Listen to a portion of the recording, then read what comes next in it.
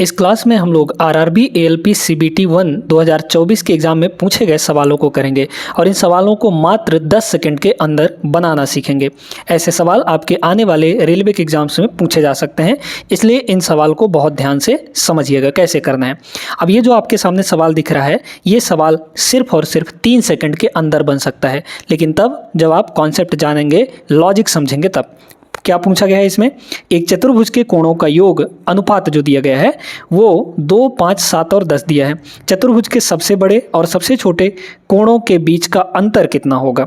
अब यहाँ पे ये बताइए, अनुपात यहाँ पे 2, 5, 7 और 10 दिया है चारों कोणों का। सबसे बड़ा कोण ये वाला होगा, 10 यूनिट होगा। सबसे छोटा कोण 2 यूनिट होगा। अगर इन दोनों के बीच में अंतर देखें तो 10 - 2 यानी कि 8 यूनिट आएगा। अब अंतर आपको पूछा गया है तो ये जो 4 ऑप्शन है वो अंतर ही होंगे। अंतर 8 यूनिट होगा, यानी 8 का कोई मल्टीपल होगा। अब आप ऑप्शन में देखिए कि 8 से कटने वाला मतलब 8 का मल्टीपल कौन सा ऑप्शन है ना। 1 से अगर ज़्यादा होंगे तब हम लोग बेसिक लगाएंगे। तो देखिए, ये जो 50 है ये 8 से नहीं कटता, मतलब ये आंसर नहीं हो सकता। 60 जो है ये भी 8 से नहीं कटता, ये भी आपका ऑप्शन नहीं हो सकता। 180 ये भी 8 से नहीं कटता है, इसलिए ये भी ऑप्शन नहीं होगा। बचा एक ही ऑप्शन 15 × 120, ये 120 8 से कट जाता है, यही आपका करेक्ट जवाब होगा। वैसे इसको बेसिक तरीके से लगाएंगे तो भी बहुत आसान है भाई। कोणों का अनुपात 2, 5, 7, 10 दिया है। अब चतुर्भुज के चारों कोणों का योग कितना होता है? 360। अगर अनुपात का योग देखें तो 2 और 5 7, 7 और 7 14, 14 और 10 कितना हो जाएगा? 24 हो जाएगा। ठीक है, तो 24 यूनिट की जो वैल्यू है वो कितनी हो जाएगी? 360 के बराबर। तो 1 यूनिट की वैल्यू कितनी हो गई? 1 यूनिट की वैल्यू 360 डिवाइड बाई यहाँ पर 24 हो जाएगा, है ना। अब ये बताइए यहाँ पे कि कोणों का अंतर कितना होगा सबसे बड़े और सबसे छोटे का? यहाँ पे 10 - 2 यानी कि 8 यूनिट। 1 की वैल्यू इतनी है जब, तो 8 की वैल्यू निकालने के लिए 8 से मल्टीप्लाई कर देंगे, है ना। तो ये हो जाएगा आपका 8 × 3 = 24 और 12 × 3 = 36, मतलब 120 डिग्री। तो इस टाइप से भी आप लोग लगा सकते हैं। बाकी ये 2 सेकंड का सवाल था, कॉन्सेप्ट समझ लीजिए। उम्मीद करते हैं क्लियर हो गया होगा। बढ़िए अगले प्रश्न में देखिएगा इस सवाल को। ये प्रॉफिट लॉस का सवाल है, इसको भी लगाने का सबसे शॉर्ट तरीका हम आपको बताएंगे, है ना। ऑप्शन से ही लगा पाएंगे आप सारे सवालों को। क्या बोला है? एक वस्तु को उसके अंकित मूल्य 500 के अंकित मूल्य पर 25% और 8% की 2 क्रमिक छूट के बाद x रुपये में बेचा जाता है। ठीक है, तो यहाँ पर x का मान बताना है, मतलब विक्रय मूल्य यहाँ पे x है, उसी का वैल्यू बताना है ना। देखिए, पहला छूट 25% का दिया गया है। 25% की अगर फ्रैक्शन वैल्यू देखें हम लोग तो 25% का मतलब क्या होता है? 1/4 हो जाता है ना, 1/4 हो जाता है।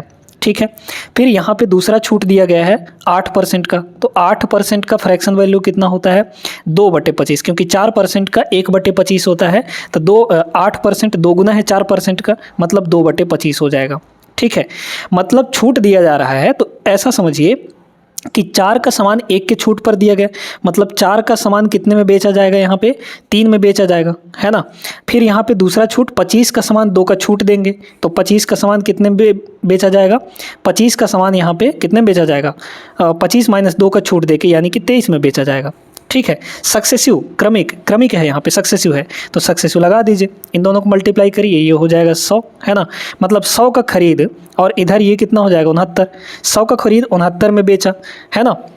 तो यहाँ पर देखिए कि ये अंकित मूल्य है आपका 500, है ना। तो 500 का अंकित मूल्य, यूनिट में 100 यूनिट है अंकित मूल्य, है ना। तो इसी 100 की वैल्यू कितनी है? यहाँ पे 500 है, तो ये कितना गुना हो रहा है? 5 गुना हो रहा है, तो इधर भी 5 गुना कर दीजिए, है ना। तो ऐसे अगर देखा जाए तो 7 × 5 = 35, मतलब 350 हो जाएगा। तो इसका 5 गुना करेंगे 345 आ जाएगा, है ना। 345 यहाँ पर आ जाएगा, मतलब ऑप्शन नंबर सेकंड करेक्ट होगा। ये तो एक तरीका हुआ। अब बाई ऑप्शन देखिए कैसे लगाना है। ठीक है, दोनों तरीका बताए दे रहे हैं। यहाँ पर ये देखिए दोस्तों कि अगर x का वैल्यू पूछा गया है, मतलब जो आपके ऑप्शन दिए हैं ये विक्रय मूल्य होंगे। 4 का सामान था, 4 का अंकित मूल्य, उसमें 1 का छूट दिया, मतलब 3 होगा, 3 में बेचेगा। तो 3 से कटने वाली संख्या देखिए, 3 से ये भी 8, 5, 13, 13, 2, 15, 3 से कट सकता है ये, है ना। ये भी आपका 3 से कट जाएगा, ये तो नहीं कटेगा, मतलब ये ऑप्शन पहले ही खत्म हो गया। ये भी 3 से कट जाएगा, तो इससे नहीं पता चलेगा। इसको देखिए, 25 का यहाँ पे अंकित मूल्य, उस पर 2 छूट दिया, यानी 23 में बेचा। तो 23 का मल्टीपल देखिए, यानी 23 से कटने वाली संख्या देख लीजिए।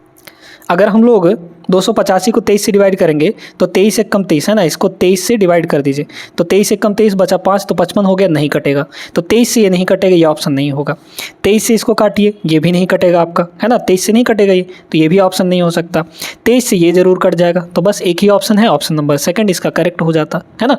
तो इस तरीके से, इस अप्रोच से अगर आप सवालों को लगाते हैं तो बहुत अच्छा स्कोर कर पाएंगे आपके आने वाले एग्जाम में। अगले सवाल पे चलिए, देखिएगा। अब इस सवाल में आपको क्या कह रहा है, इसको भी लगाने का ऑप्शन वाला तरीका बताएंगे हम, है ना।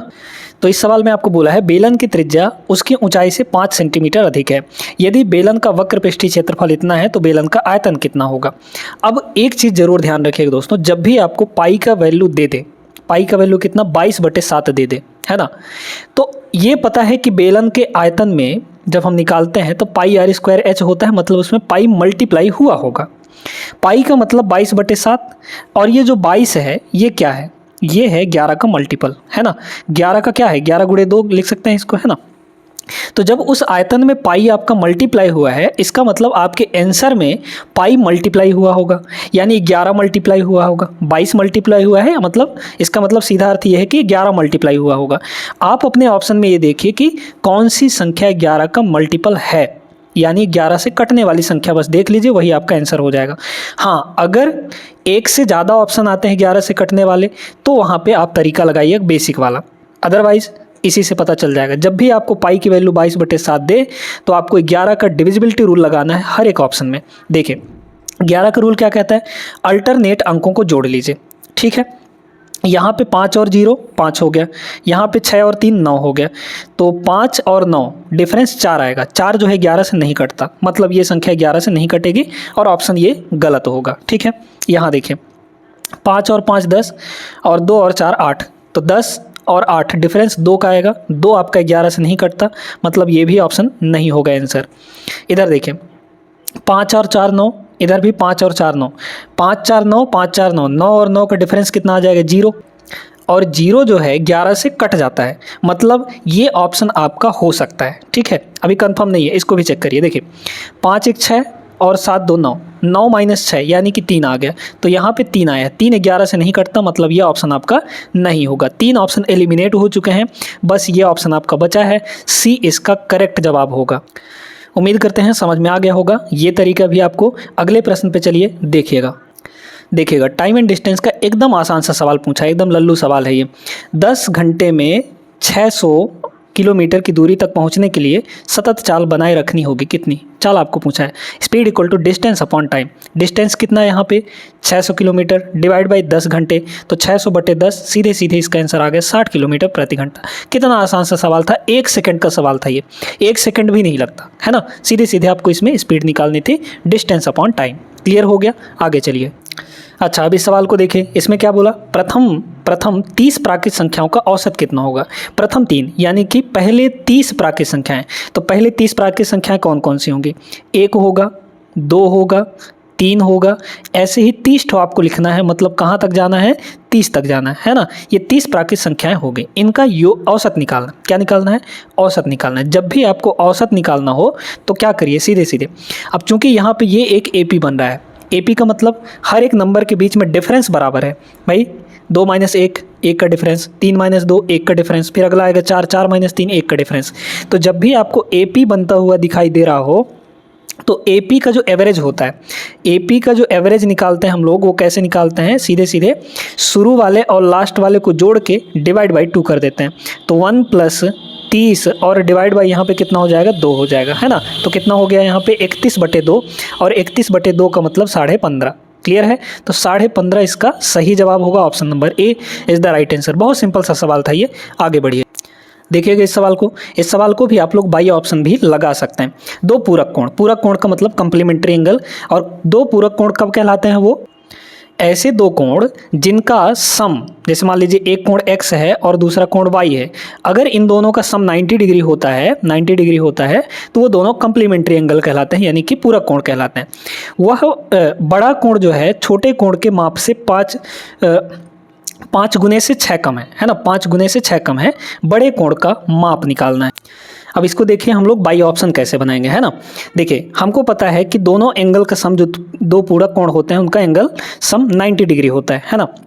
तो यहाँ पे अगर एक कोण 87 है तो दूसरा कोण कितना होना चाहिए, 90 माइनस 87, यानी कि यहाँ पे 3 डिग्री है ना, 3 डिग्री होना चाहिए दूसरा कोण, ठीक है। फिर यहाँ पर देखिए, यहाँ पे दूसरा कोण क्या होना चाहिए, 90 माइनस यहाँ पे कितना 63, तो 90 माइनस 63 यानी कि 27 आ जाएगा, ठीक है, 27 आ जाएगा ना।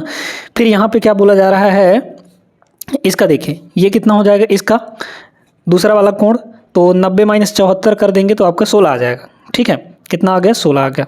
फिर यहाँ पर देखिए इसका अगला कोण क्या होगा, 90 माइनस 66 कर देंगे तो कितना हो गया यहाँ पे आपका 24, ठीक है, इतना हो गया।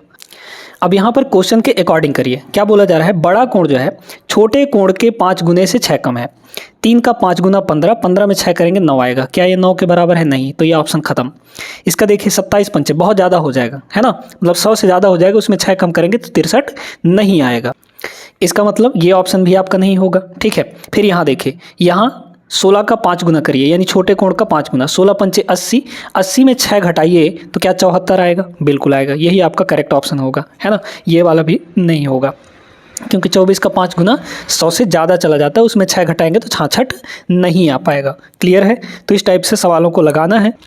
तो उम्मीद करते हैं दोस्तों कि इस सेशन में जितने भी सवाल करवाए गए हैं वो आपको अच्छे से समझ में आ गए होंगे और इन सवालों को बहुत अच्छे तरीके से ट्रिक से आप बना पाएंगे, ठीक है। बेसिक से हट के लगाएंगे तब आप सिलेक्शन पा पाएंगे, अदरवाइज सब तो घिस ही रहे हैं, है ना। ऐसे ही मिलते हैं अगले क्लास में बेहतरीन सवालों के साथ, जो कि RRB LP CBT 1 2024 के एग्ज़ाम में पूछे गए लेटेस्ट सवाल हैं। तब तक के लिए जय हिंद।